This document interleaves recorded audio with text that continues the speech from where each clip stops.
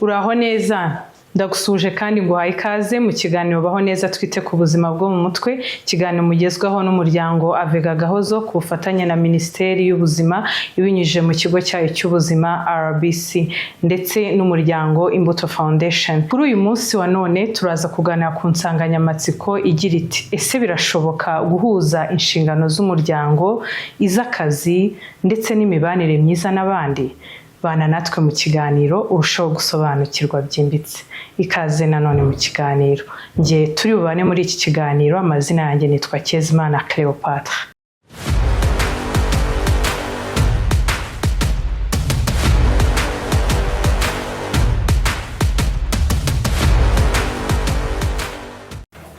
Mu kugaruka kuri iyi nsanganyamatsiko ntabwo ndi njyenyine muri studio, ndi kumwe n'abatumirwa batandukanye. Mpereye iburyo bwanjye ndi kumwe na Madame Murekatete Françoise, akaba ari impuguke mu bijyanye n'ubuzima bwo mu mutwe, akaba ari n'umwanditsi. Ikaze Madame Françoise mu kiganiro. Murakoze cyane Cleo. Ngarutse ibumoso bwanjye ndi kumwe na Dr Norbert Twagirayezu, akaba ari umuyobozi wa clinique ya Avega, akaba kandi ari na healthcare program manager muri Avega. Ikaze mu kiganiro bwana Norbert. Barakoze cyane batumirwa bacu b'uyu munsi, baraza kudufasha kujya mu mizi insanganyamatsiko y'uyu munsi, tugira ngo twongere tunabibutse twibaza ese guhuza inshingano z'umuryango iz'akazi ndetse n'imibanire myiza n'abandi birashoboka? Madame Françoise, birashoboka koko ko umuntu ashobora guhuza urwo ruhurirane cyangwa se rw'inshingano w'umuryango, akazi, imibanire n'abandi? Birashoboka? Ni ikibazo twibaza n'abadukurikiye bashobora kuba bibaza. Urakoze. Ni ikibazo n'ubundi kigaruka ku bijyanye n'ubuzima bwo mu mutwe. Ubuzima bwo mu mutwe nta gisobanuro bwaba bufite, kuko ufite ubuzima bwiza bwo mu mutwe ari ushobora nyine kuzuza izo nshingano zose. Aba ashobora kugira ubuzima bwiza muri rusange, akabana neza n'abo babana mu muryango we, ndetse n'inshingano z'akazi ke akazikora neza. Rero nagaruka mvuga ngo yego birashoboka guhuza inshingano zo mu kazi, zo mu muryango n'iz'imibanire n'abandi, kuko icyo gihe niho uri umuntu ufite ubuzima nyine bwo mu mutwe bwuzuye. Kandi abantu bose siko bafite ibibazo mu buzima bwo mu mutwe, uburwayi cyangwa n'ibindi. Hari abantu bazima, hari abantu bari mu nshingano zitandukanye, hari abantu batandukanye bari mu ngamba kugira ngo twubake igihugu cyacu. Yego, urakoze cyane. Nyemerera nongere tugaruke kuri icyo, niba koko kuzuza izo nshingano kandi umuntu akabikora neza bitanamuhungabanyije, ese mu by'ukuri Madame Françoise byakorwa bite? Bigenda bite kugira ngo umuntu abashe koko kuzuza izo nshingano, umuryango, akazi, imibanire n'abandi, aho hantu hose ntihagire icyuho kibamo? Murakoze. Navuga ko ikintu cya mbere kugira ngo ubashe kuba uri umuntu, reka nkoresha ikigereranyo cy'umunzani. Yego. Umunzani udufasha kuringaniza ibintu ku buryo hari ibidasumba ibindi. Iyo ushaka gupima neza ukora ku buryo ibintu bigira ukuntu biringaniye. Rero hari umuntu ushobora kujya mu kazi akagakora cyane, akagaha umwanya we wose, akuzuza za nshingano, ariko akibagirwa ko ntabihuze n'umuryango cyangwa se imibanire ye n'abandi, kuko icyo ni ikintu cy'ingenzi rwose. Utuzuzanya n'abandi haba hari icyuho kinini. Nkoresheje iryo jambo ryo kuringaniza cyangwa kubasha kugira ibyo wakwigomwa bimwe cyangwa wahuza n'ibindi kugira ngo ibyo byose bibashe kugira uko bigira umwanya wabyo. Aho niho hantu ushobora kuvuga uti ndi umuntu koko ushoboye, cyangwa ushobora gusubiza icyo kibazo cy'uko bishoboka. Bigenda bite rero mu nshingano z'akazi hari aho ziva burya naho zirangirira. Ntabwo umukoresha, ntabwo ibitubeshaho bya buri munsi tubyimariramo, niko navuga. Iyo tutabyimariyemo hari intangiriro hakaba n'iherezo. Ufite amasaha y'akazi, ufite igihe ukorera gahunda zawe, yenda bitari no mu kazi ariko ukagira igihe cyo kubitekereza. Ibyo byose navuga ngo nabyo nubwo hari inshingano ariko hari n'umwanya bikorwamo. Hari umwanya w'umuryango. Niyo umukoresha kurekuye mu Rwanda aho tuvuga tuti saa 11 wenda umuntu aba arangije akazi, abavuze ati mugende mujye no kwita ku miryango. Ubwo umuryango harimo uwawe bwite, hakabamo n'umuryango mugari, navuga reka mvuge nk'umuryango nyarwanda, abagukikije, abawe, hari ugutabara, hari gushyigikirana mu bikorwa bitandukanye bitewe n'umuco. Ibyo byose nibyo duhuriza muri wa mwanya tutari mu kazi kacu. Uko rero nibaza ko abantu bakwiye kubihuza kugira ngo bitagorana, kuko hari igihe bigorana, ngira ngo ari naho icyo kibazo cyahereye cyangwa kukibazaho. Nubwo ikintu cya mbere, umuntu nko mu kazi bigeze kugira kese y'umuntu w'umupapa wari umuntu rwose ukora mu buryo buhambaye, ariko urugo rwe abana batamubona. Nafashaga umwana we wakoreshaga ibiyobyabwenge kandi rwose bamufata nk'umwana wananiranye. So rero kimwe mu byaje kugaragara ni uko uwo mupapa wabo yari umuntu ushaka ko abana be ngo batazabura. Ibikomere bye by'ubwana bwe byatumye akora cyane, akinjiza navuga ibikenewe n'ibidakenewe ngo kugira ngo abashe kwita ku bana be.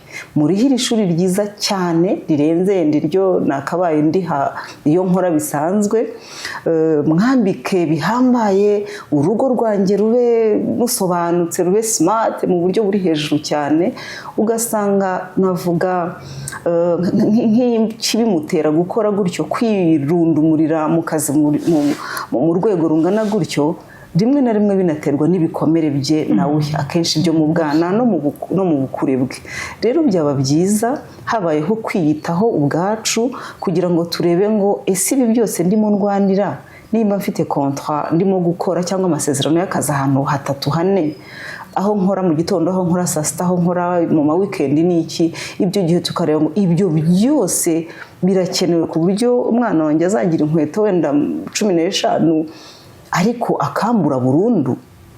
Ntituzagire igihe cyo gukina, ntazagire igihe cyo kumfata ku bitugu, sinzagira igihe cyo kumubaza nti ako kantu karimo kabyimba munsi y'ugutwi kwawe nagaki, urugero n'ibindi. Rero umuntu kuko akenewe icyo cy'inshingano zijyanye n'ibikwinjiriza amafaranga, ubushobozi, abantu bajya babiha umwanya munini cyane, nyamara usanga ibindi bikenewe by'ubuzima bijyanye n'imyubakire ya muntu w'imbere, amarangamutima, ibyiyumviro, imitekerereze itayoborwa cyane cyane n'ibyo wabonye bifatika, ahubwo iyoborwa n'ubumuntu watanze, umwanya wawe watanze, kuhamubera, kumusubiza bimwe mu bibazo akwibazaho. Ibyo byose nabyo ni inshingano. So rero yabifata nk'inshingano, akumva ko uko akeneye kumuha bya bindi reka mvuge by'inyuma, bimwubaka mu buryo bw'inyuma uko agaragara, ni nako cyane akeneye kubaka ahubwo wa muntu w'imbere. Kuko babivugagaho mu banditsi bavuga ko ubwenge ni ukugenekereza ni mu zindi ndimi, ariko bavuga ko ubwenge butagira niba nabyita ubushishozi cyangwa butagira ubumuntu cyangwa ubwenge buzima, ngo science sans conscience iba ari ikintu mu rurimi rw'igifaransa. Ariko ko ukwiye kubaka ubwo bumuntu, ukwiye kubaka uwo muntu w'imbere kugira ngo na bya bindi bibashe kugira uko umuntu bijyaho nyine byubaka. Uwo mwana yari umuntu uri mu biyobyabwenge, arimo kwangirika bikomeye, ya mashuri y'ikirenga arenze ubushobozi bwayo baba bamuhaga, ntabwo yari akirimo kuyiga. Urumva umubyeyi yakoreraga mu gihombo mu by'ukuri.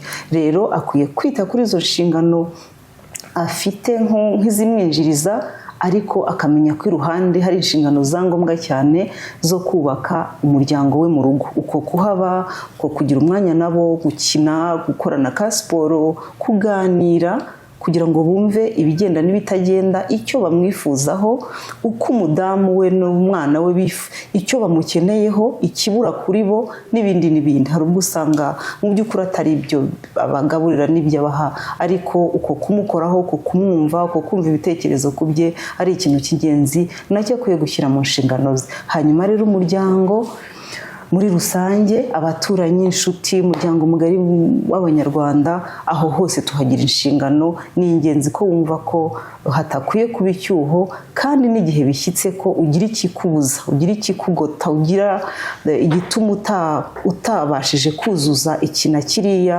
ukabivuga, ukabiganiraho, ukavuga uti muvandimwe, simbashije gutaha ubukwe bwawe, ariko nahuye n'ikibazo iki n'iki. Ubu ugerageje gusa nkaho nibuze udatera igikomere cyangwa udatera kwishinja cyane yuko utabashije nyine kuzuza za nshingano zose.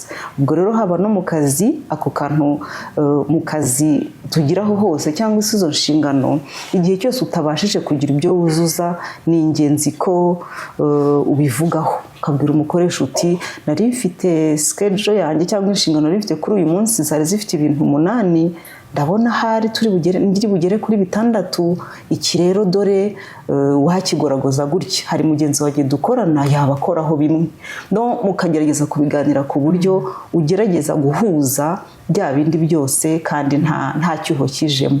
Ukirinda urubanza, ukirinda kubazwa inshingano utujuje, kubera ko nyine wabashije kubishyira kuri wa munzani kugira ngo utarengerwa cyangwa ukagira ya marangamutima y'uko utuzuje inshingano. Yego, arakoze cyane Madame Françoise kudufasha gusobanukirwa uburyo dushobora kwitwaramo kugira ngo tubashe guhuza za nshingano z'umuryango, iz'akazi ndetse n'imibanire myiza. Kandi yanakomoje cyane bikomeye ko ni nabyo bigira wa muntu kugira ngo yubake ubumuntu, kuko ni nabyo, ntiwagira ubuzima bwiza bwo mu mutwe ibyo byose utabasha kubihuza. Bitumye ntekereza, ngira ngo Dr Norbert adufashe mu bunararibonye afite nk'umuganga, ariko by'umwihariko nk'umuntu uba mu ishami ry'ubuzima, mushobora kuba munahura n'abahura n'izo mbogamizi. Ariko se mu busanzwe, mu buryo bworoheye buri wese ushobora kuba wahisemo gukurikira iki kiganiro, iyo tuvuze guhuza izo nshingano, imbogamizi zibamo ni izihe? Ariko kandi tunabikomatanye n'ingaruka izo mbogamizi, ingaruka bishobora gutera ku buzima, yaba ubwo mu mutwe ndetse no muri rusange. Imbogamizi zikunze kugaragara ni izihe? Wenda nkatwe izo tukunze kumva, wumva abantu bavuga bati kubihuza biragoye, ntabwo byanakunda, ariko twumvishe Françoise yatubwiye ko bishoboka. Imbogamizi ni izihe? Ese ingaruka binatera ni izihe ku buzima bwo mu mutwe ndetse no ku buzima rusange? Urakoze cyane. Ndaza guhera ku byo Madame Françoise yatubwiye. Yaje kugaruka ku kintu cy'urugero yatanze w'umubyeyi wakoraga cyane kugira ngo agire aho ageze umuryango. Ndabiheraho ngaragaza imbogamizi. Turi mu gihe isi iri kwihuta cyane, turi mu gihe urubyiruko, generasiyo yanjye, twakuze dufite imiryango yacu aho yigera. Igihe utangiye kubaka ubuzima bwawe, utangiye kugira za nshingano zo mu rugo, inshingano zo kubana n'umuryango, harimo n'inshingano z'akazi. Ndi gukora cyane kugira ngo ndibe kongera kuyobora rwego. Ibitekerezo byacu cyangwa aho dushaka kugera ni kure cyane, haraturusha imbaraga. Ngira ngo muraza icyo yabajeho ikindi kivuga ngo iby'ingaruka ndaza kugenda bihuza.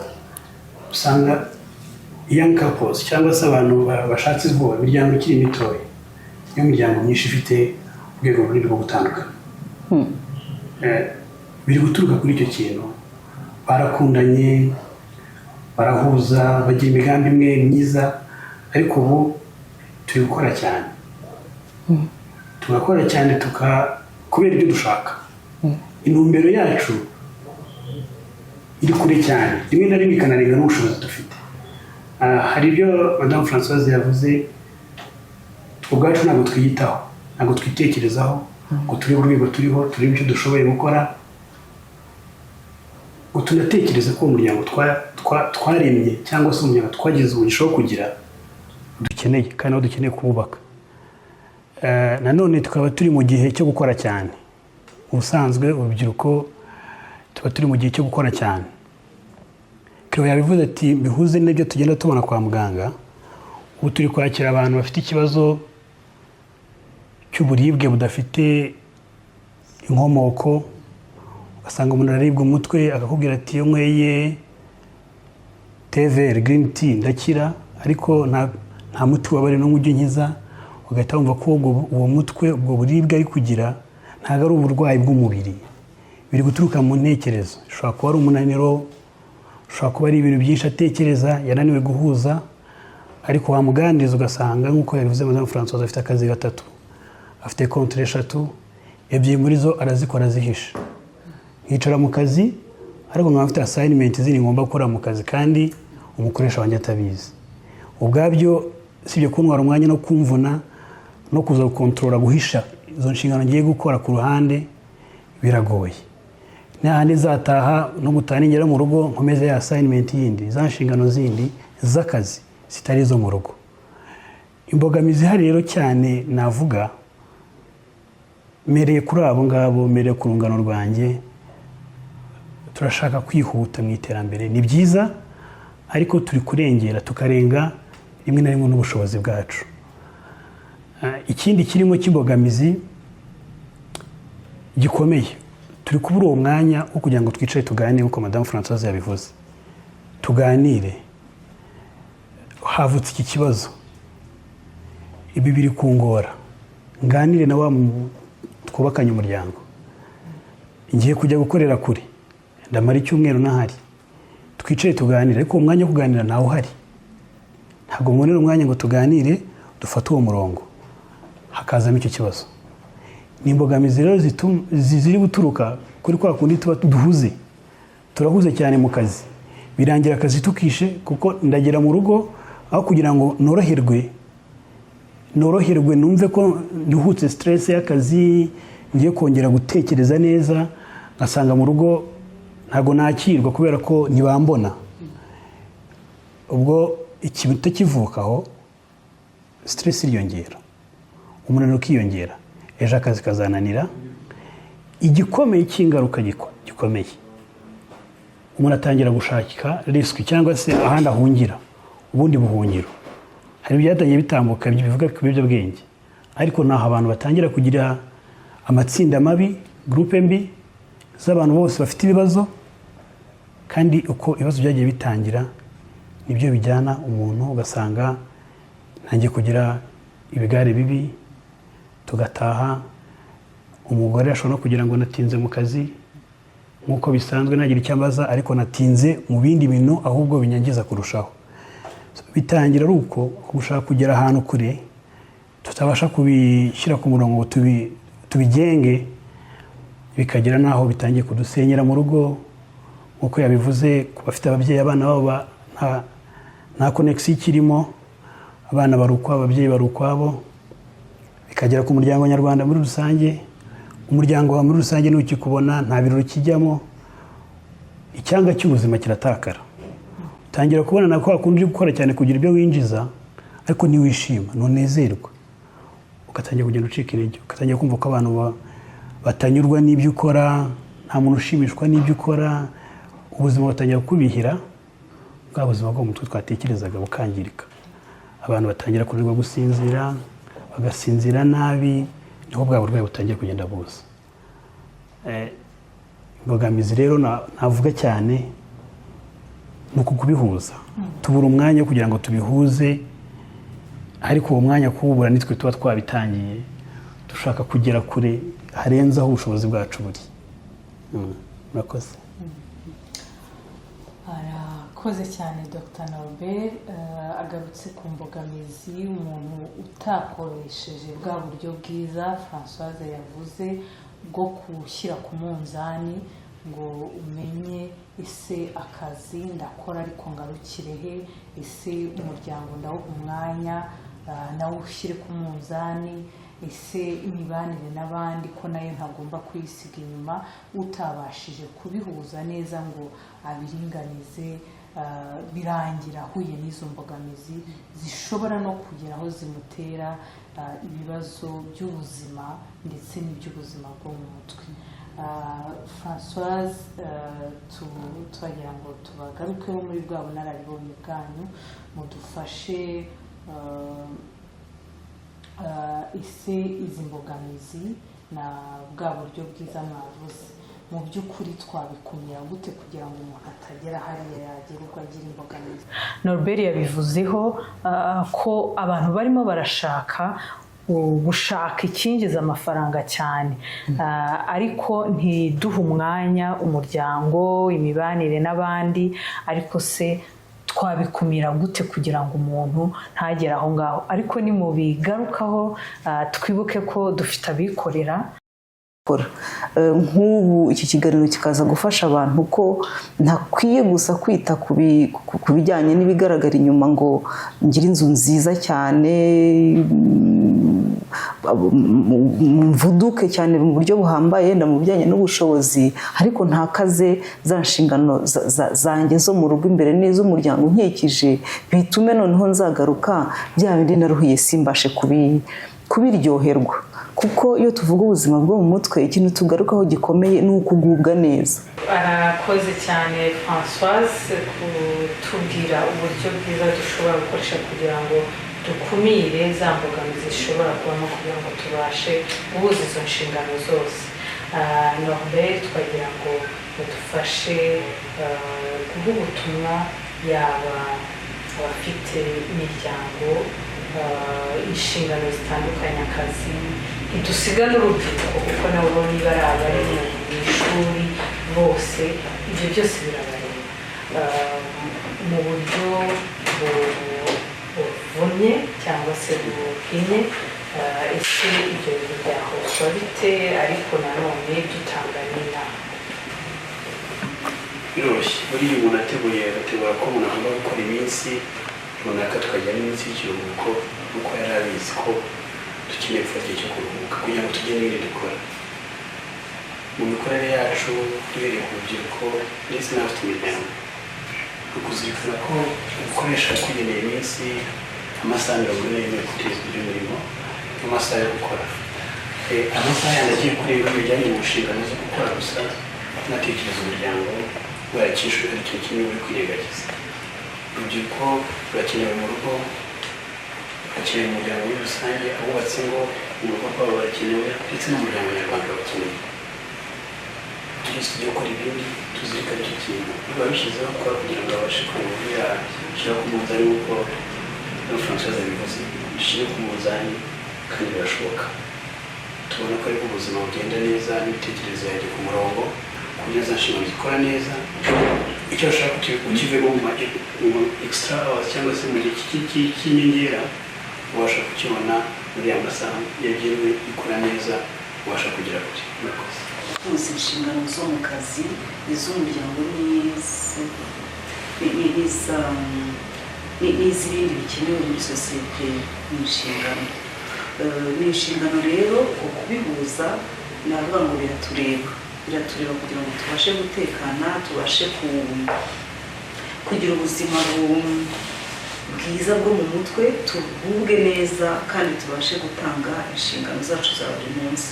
Jya ndeba gato imibereho abantu benshi bamureberaho nk'uwo bigiraho, imibereho ya His Excellence, uko akora inshingano zihambaye. Norbert yabivugagaho uko u Rwanda rugenda, inshingano zikomeye cyane, ntabwo siko nabivuga, ariko noneho uburyo nyuma y'akazi tujya turabukwa, buriya nibyo tubona gato, ukabona ari kumwe n'abana buzukuru, umuryango bari muri za fete n'umudamu we muri za anniversaire n'ibindi, arimo kujya muri siporo n'ibindi, nkavuga waaa, ese twese tujye tumureberaho.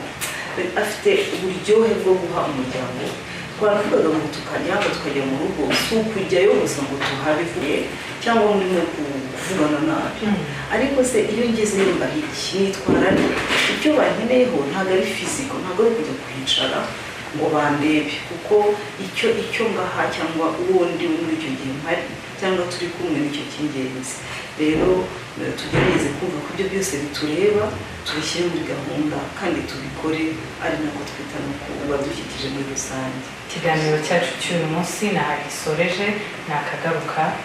Ciao ciao.